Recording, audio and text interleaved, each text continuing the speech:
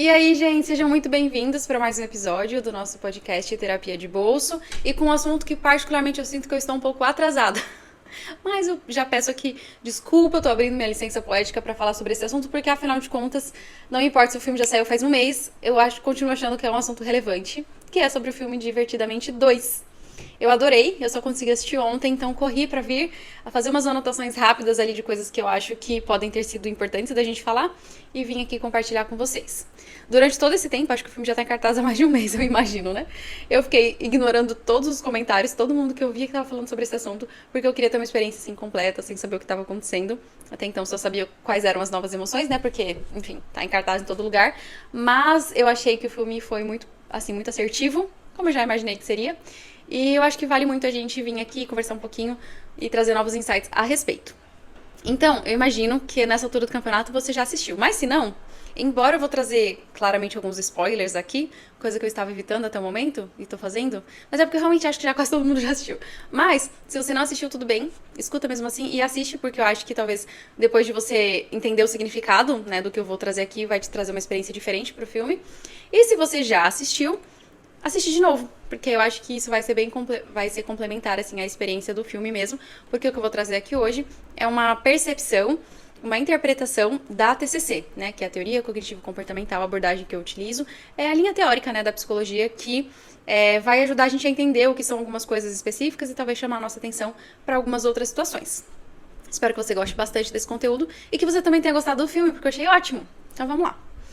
O primeiro filme, eu acredito, posso estar errado, que já faz uns 4 anos, não faz?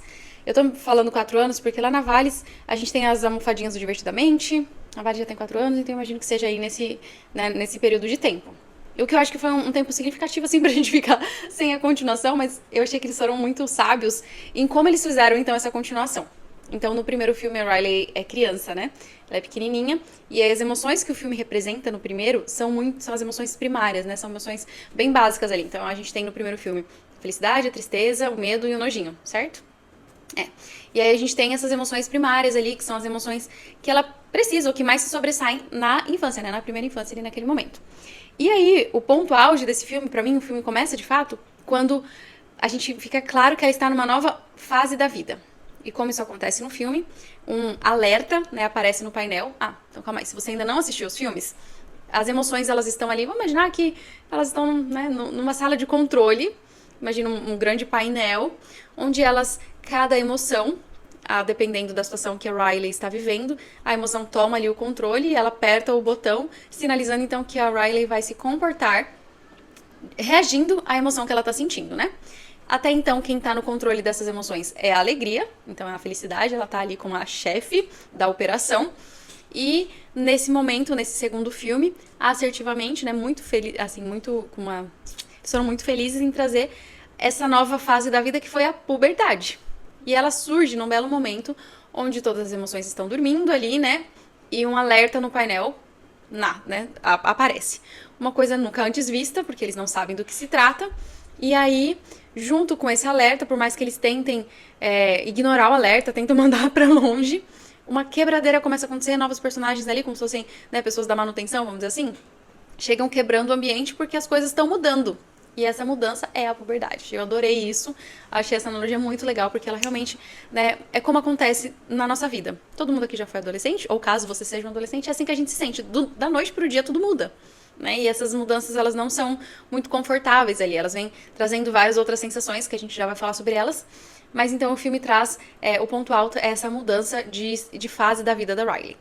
Não sei nada sobre um 3, mas gostaria de saber. E gostaria que a Disney fizesse pra gente, então, uma nova sequência dos jovens adultos, né? Adoraria ver aí a gente na fase dos... vai ser muito legal. Enfim, espero que... espero que eles tragam. Mas então, a puberdade, ela traz não só novas emoções, mas como também novas vivências. E eu achei isso muito bacana do filme trazer. Porque se você prestou atenção ali, a Riley tem uma espinha no queixo. Achei bacana, porque a gente sabe que na adolescência esses novos incômodozinhos, eles vão surgindo, né? E vão marcando realmente essa fase. Então ela tem essa espinhazinha, ela tem uma hora que ela vai e se cheira assim, e fala, tô fedida, né? Tô com um cheiro não muito legal. Porque é uma coisa característica também, né, desse momento da puberdade ali. Ela tem reações bastante exageradas em alguns momentos, e eu achei muito legal eles trazerem isso também. Então, se você se lembra, após, né, essa quebradeira, assim, essa mudança da puberdade chegar, as emoções, elas continuam tentando ali operar. E aí, uma cena, a tristeza, ela aperta um botãozinho pra Riley ter uma reação comportamental, né, e é uma reação muito exagerada, assim, ela começa a chorar por uma situação que talvez não cabia aquilo, né? E aí eles falam, nossa, mas não precisava de tanto. E aí a tristeza fala, mas eu só apertei, não apertei forte. Aí a Nojinho vai confirmar e também aperta de levinho. E a Riley também apresenta uma outra reação bastante exagerada. E de novo, é pra mostrar, né, o quanto na adolescência, às vezes, realmente, essa inconsistência, esse... Eu vou usar a palavra exagero, correndo o risco de estar usando uma palavra que pareça um pouco depreciativa, mas essa reação que muitas vezes é descabida, porque é uma característica da adolescência. Uma outra coisa, assim, que eu acho que a Disney acertou bastante em trazer o filme sobre esse momento de vida e trouxe de uma forma bastante legal, bastante interessante, assim, porque normalmente, quando a gente fala de adolescentes, a gente tem essa mania de retratar de uma forma muito negativa, muito pejorativa, né? E é como se todo mundo fosse muito rebelde, muito cruel, muito nananã. E a gente tem muito filme aí da adolescência, da rebeldia, da crueldade dos adolescentes no high school, não sei o que, não sei o que lá. E parece que a gente vai reforçando essa ideia de uma fase muito ruim. E eu gostei de como a Disney trouxe isso com suavidade, assim, mas com uma mudança e com uma necessidade da gente olhar para essas mudanças de uma forma mais empática. E eu acho que é um filme muito bom para adolescentes e para pais de adolescentes, principalmente. Talvez, eu acho que esse, na minha percepção, né, esse 2, acho que crianças menores vão ter um pouco de dificuldade, assim, de entender esses conceitos ou de se identificar muito. Eu acho que foi um filme mais para os adolescentes, para pais de adolescentes, para adultos, enfim, né, uma fase um pouquinho mais avançada. E, enfim, dito isso, então a gente tá. Isso aqui só é uma interpretação minha, tá bom? As crianças podem assistir, mas eu acho que só ficou um pouquinho mais maduro, né? O conteúdo do filme e um pouquinho mais. A gente precisa refletir um pouquinho mais para entender o que esses conceitos estão mostrando. Mas de uma forma muito simplista, então não tem dificuldade nenhuma da gente entender. Eu só vou trazer esses conceitos porque eu acho que são importantes. Eu tô com algumas coisas anotadas aqui para não esquecer e tentar não dar muito spoiler, porque não é o objetivo, né? Então, com a puberdade, algumas emoções novas chegaram. Que foram elas? Tenho aqui a vergonha, a inveja, o tédio e a ansiedade. Ai, gente, eu ri do tédio. E eu vou trazer um comentário aqui sobre o tédio, porque eu acho que pode ser que a gente... Como ele é tão entediado que ele participa tão pouco, mas eu acho que as participações dele são muito pontuais e muito brilhantes, assim. Uma coisa que eu notei sobre o Ted, vocês perceberam que ele tem um controle próprio? E sabe por que eu gostei disso? Porque o Ted, ao mesmo tempo que ele tem essa coisa de ai, nossa, né, que chatice, nada tá acontecendo, ele também se tornou, ele, né, tendo um controle próprio, ele prova pra gente que ele é criativo, porque ele conseguiu pensar numa coisa, ele imaginou uma coisa diferente que os outros não pensaram, só ele tem esse controle próprio. E aí eu tô trazendo isso porque o Ted, ele também ajuda a gente, né, o tédio tem uma função, ele também ajuda a exercer a criatividade, porque é no tédio que a gente consegue também criar coisas novas. Eu achei legal essa sacada dele ter um controlezinho só dele por isso, pra trazer essa reflexão de que o tédio também tem sua importância, ele também tá ali por alguma razão, e é claro, ele também tem algumas ações pontuais ali no decorrer do filme. Achei muito legal a gente ter a vergonha como um personagem. Ele é maior do que todo mundo, né? Então ele tem essa coisa de se sentir muito inadequado, ele se esconde ali na blusinha dele. E é como adolescente se sente, né? Muitas vezes a gente quer só se fechar, né? Se fechar no casulo, porque parece que a gente não se encaixa, parece que, né, não tá respondendo no ambiente como deveria. E eu achei até... Eu queria dar um abraço, assim, na vergonha ali, Foi vergonha mesmo, né? Que foi a tradução. E eu queria dar um abraço, assim, na vergonha, porque eu achei...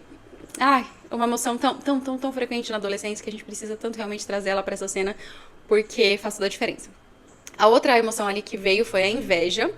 E eu achei muito sagaz, porque na adolescência, nessa nova fase da vida, existem esses momentos, assim, e eu acho que esse é um ponto que pra mim ficou muito forte.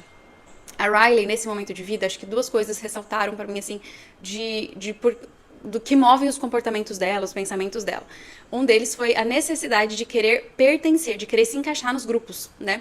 E ela tá ali mudando, ela vai pro high school, ela vai começar uma nova fase da vida, ela quer pertencer.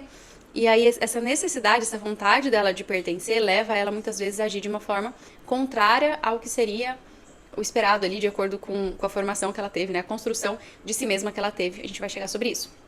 E uma outra coisa que eu notei bastante, assim, também, é essa necessidade de ser amada, né, de pertencer e também de ser aprovada, né, de fazer as coisas de acordo com a expectativa do outro, ou de conseguir superar a expectativa do outro.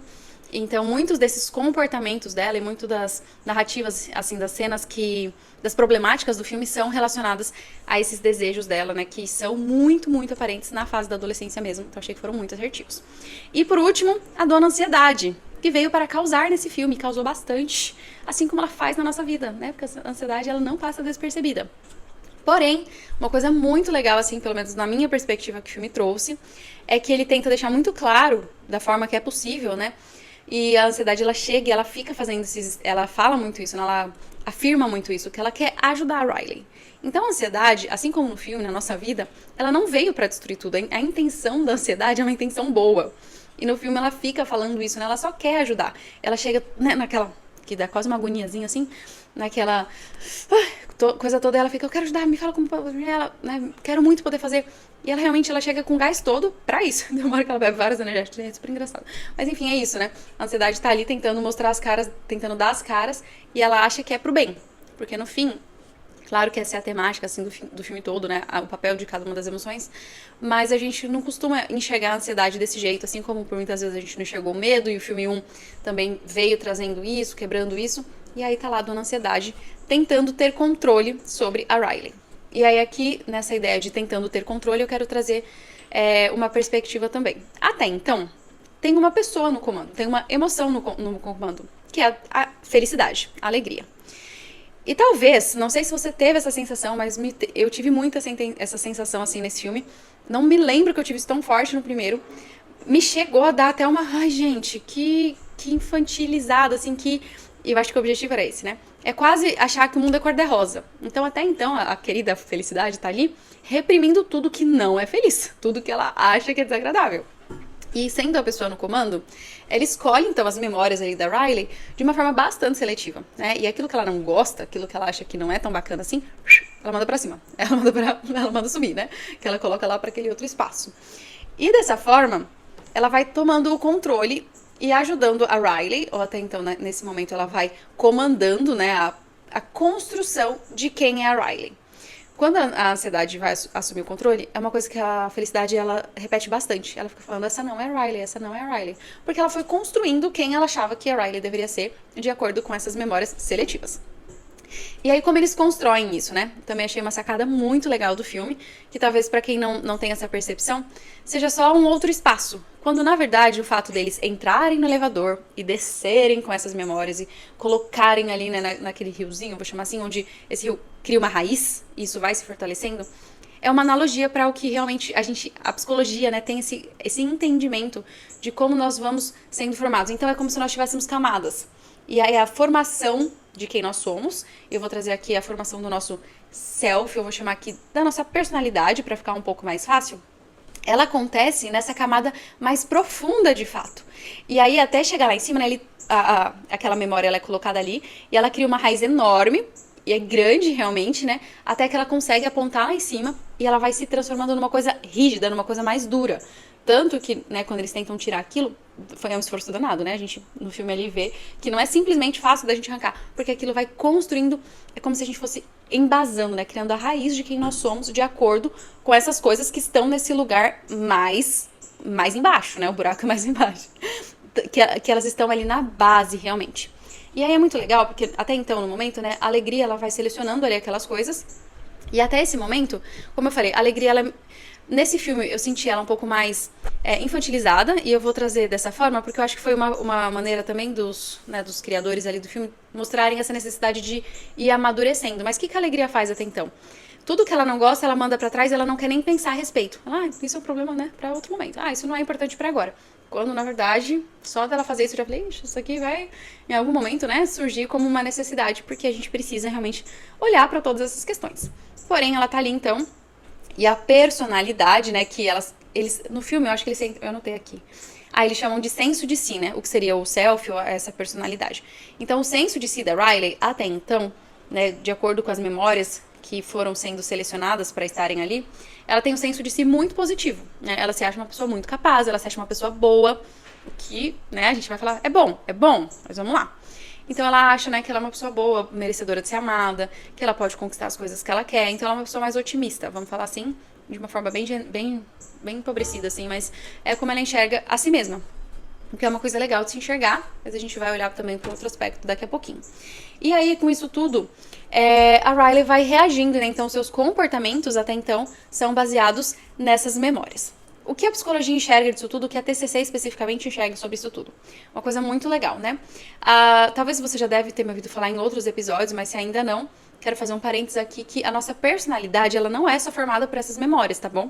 Vamos lembrar que isso aqui é um filme, Hollywood, a gente precisa, né, de didática, a gente precisa mostrar de forma simplistas, às vezes, conceitos que são mais profundos do que isso. Mas a nossa personalidade, no geral, não são só memórias. Então, se você não escutou um episódio onde eu falo sobre os traços de personalidade, que eu explico o que é o Big Five e tudo mais, eu acho que pode ser uma coisa complementar e interessante para você escutar, para você ir se aprofundando, entendendo o que vai...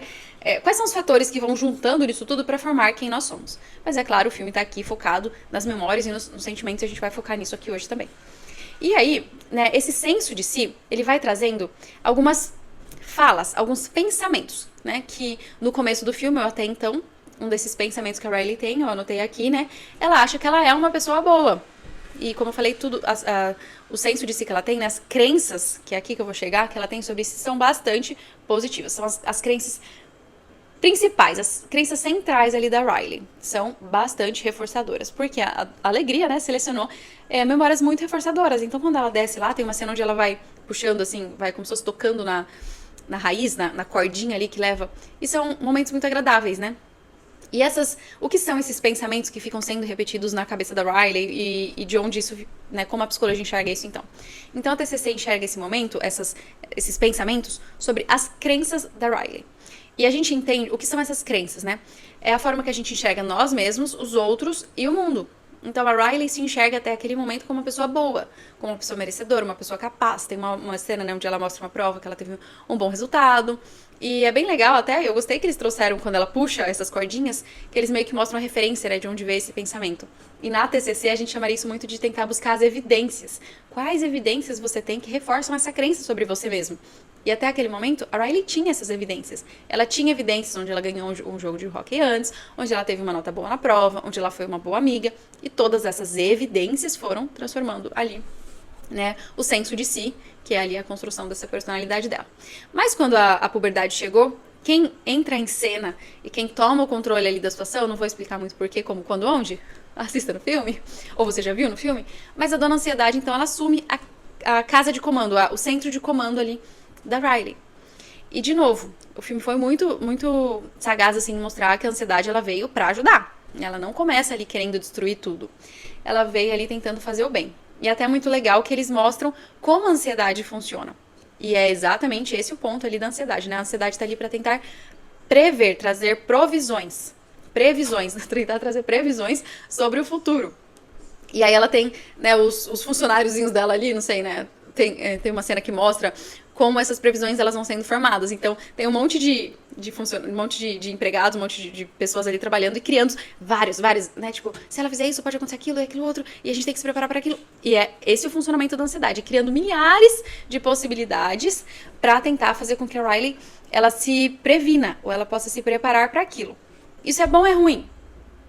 De novo, é bom. Né? A ansiedade ela tem um papel importante.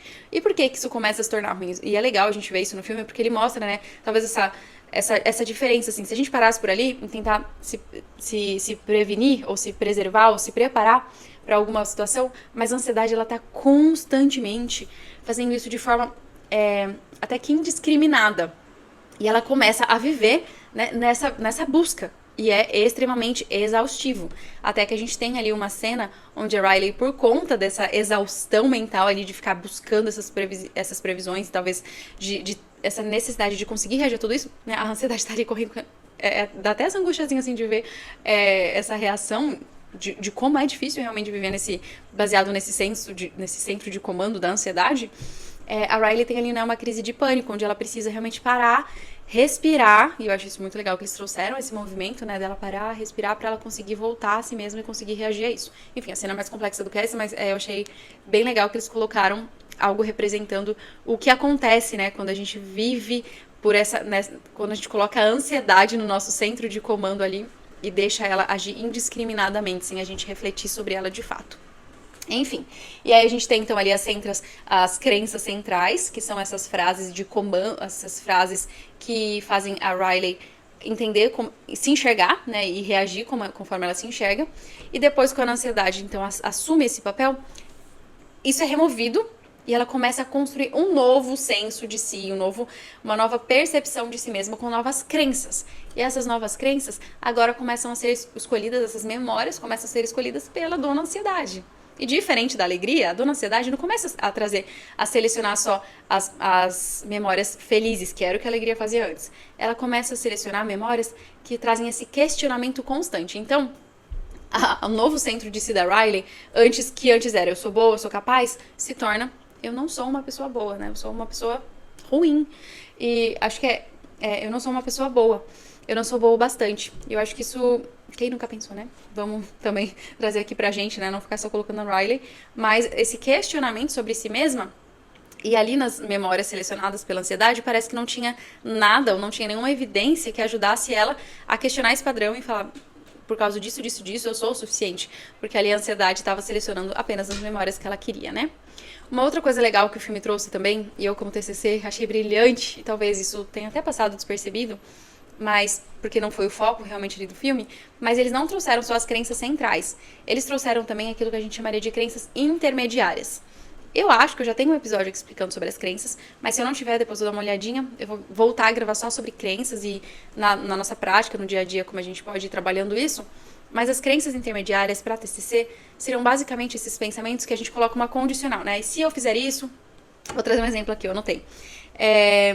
A Riley pensa em algum momento, né, que se ela não for uma boa jogadora de hóquei, ela não vai ser amada. Então o amor das pessoas para ela eram condicionais ao resultado que ela teria no hóquei, né? E essa é uma crença intermediária ali que o filme trouxe da Riley. E aí, né, todo o comportamento dela, então, é baseado pela emoção que vai estar reagindo a esses pensamentos. Dito isso tudo, eu acho que o filme ele traz assim pra gente coisas muito perspicazes da gente começar a perceber da importância, né, da gente não só notar para todas essas emoções e não só perceber o papel de cada uma delas, mas eu acho que uma reflexão que ficou para mim foi o quanto muitas vezes a gente não se permite ser guiado por uma única emoção no centro de comando e tá ali o resultado disso, né? Não funcionou. O filme mostrou pra gente que não é uma boa ideia. E aí, quando todo o enredo do filme vai decorrendo, eles vão tentando retomar o controle, blá blá blá. Enfim, não quero contar todo o objetivo do filme, mas teve uma cena que me chamou bastante atenção e que foi a minha leitura. Não sei se mais alguém teve a interpretação, mas quando a alegria consegue conversar ali com a ansiedade sobre tudo que tá acontecendo, a ansiedade de novo fala, né? Eu queria o bem da Riley, eu queria fazer o bem. E aí volta nessa ideia de que a ansiedade, pra reforçar, não é de todo mal, existe uma importância, existe um papel pra ansiedade. E aí a ansiedade fala, né, que ela tava ali selecionando as memórias. E eu tive a percepção, a minha leitura, que no semblante da alegria, ela se deu conta de que ela também fazia isso.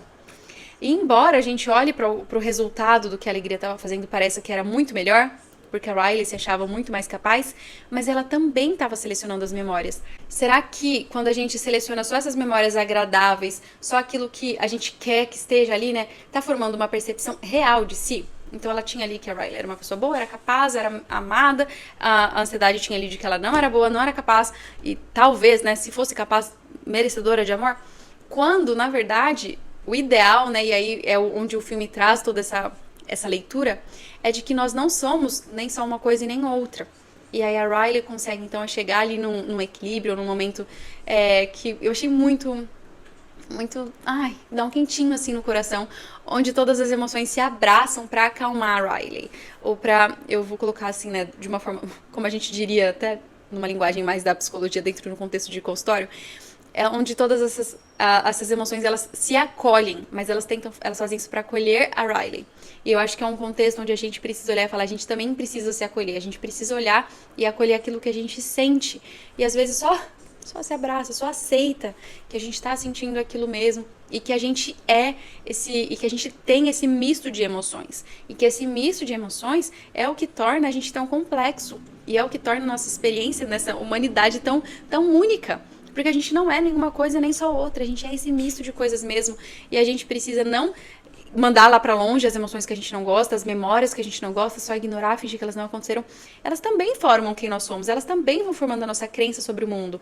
E ignorar elas não é o melhor resultado, não traz a melhor adaptação. O que a gente precisa olhar muitas vezes para essas memórias até mais dolorosas é de ressignificar elas, é de entender o papel que elas têm ali e de conseguir fazer algo com isso e não colocar, mandar pra longe e fingir que elas nunca existiram. Isso não é funcional de forma alguma e era assim que funcionava nos dois controles, na verdade, né?